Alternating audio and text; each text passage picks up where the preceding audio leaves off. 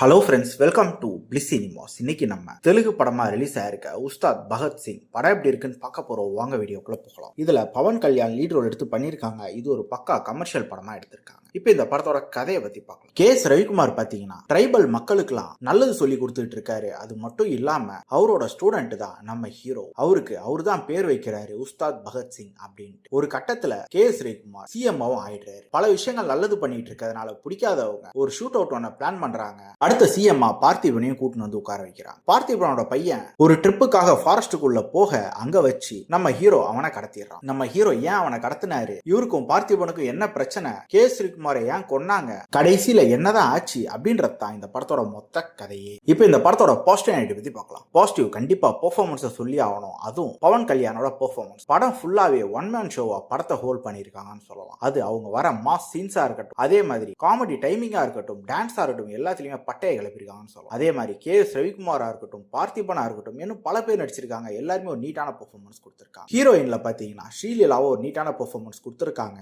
ராஷி கண்ணா பாத்தீங்கன்னா சுத்தமா ஒரு பெர்ஃபார்மன்ஸ் சரியில்லைன்னே சொல்லலாம். டெக்னிக்கல் ஆஸ்பெக்ட்ஸ்ல பாத்தீங்கன்னா சாங்ஸ்லாம் ஓரளவு தான் நீட்டா இருக்கு. தேவ்ஸ்ரீ பிரசாத் பண்ணிருக்காங்க. ஆனா பேக்ரவுண்ட் ஸ்கோர் தமன் பண்ணிருக்காரு, பிரிச்சு மேஞ்சிருக்காருன்னு சொல்லலாம். அதே மாதிரி சினிமோட்டோகிராஃபியும் ஃப்ரேம்க்கு ஃப்ரேம் ரொம்ப அழகாவே செட் பண்ணிருக்காங்க. அடுத்த பாசிட்டிவ் பாத்தீங்கன்னா படத்தோட செகண்ட் ஹாஃப்ல வர பல போர்ஷன்ஸ் ரொம்ப எங்கேஜிங்காவே இருந்தது. படத்துல வர டைலாக்ஸ் சூப்பராகவே இருந்தது. இந்த படத்தோட நெகட்டிவ் பத்தி பாத்தீங்கன்னா ஸ்கிரீன் பிளே தான். ஸ்டோரி பிளாட் வைஸ் பாத்தீங்கன்னாலே ஒரு டெம்ப்ளேட்டான ஸ்டோரி பிளாட் தான். இதே மாதிரி நம்ம பல நூறு படங்கள் பார்த்தாச்சு. அதை இவங்க ஸ்கிரீன் பிளேலையும் பெருசா இன்ட்ரெஸ்டிங்கா எந்த மூமெண்ட்டுமே வைக்காத நம்ம பல படங்கள்ல பார்த்து பழக்கப்பட்ட அதே காட்சிகளை தான் வச்சிருக்காங்க. குறிப்பா பாட்டெல்லாம் கட் பண்ணி தூக்கி இருக்கலாம். அது மட்டும் இல்லாம படத்தோட ஆரம்பத்துல ஒரு 30 நிமிஷம்லாம் ரொம்ப ஸ்லோவா போகுது படம். மொத்தத்துல என்கிட்ட கேட்டீங்கன்னா இது ஒரு ஒன் டைம் வாட்சபிள் படம் தான். பவன் கல்யாண் ஃபேன்ஸ் கண்டிப்பா பார்த்து என்ஜாய் பண்ணும். இந்த படத்துக்கு நம்மளோட ரேட்டிங் கேட்டீங்கன்னா 10க்கு 5 மார்க் கொடுக்கலாம். இன்னொரு வீடியோல சந்திக்கலாம். தேங்க்யூ.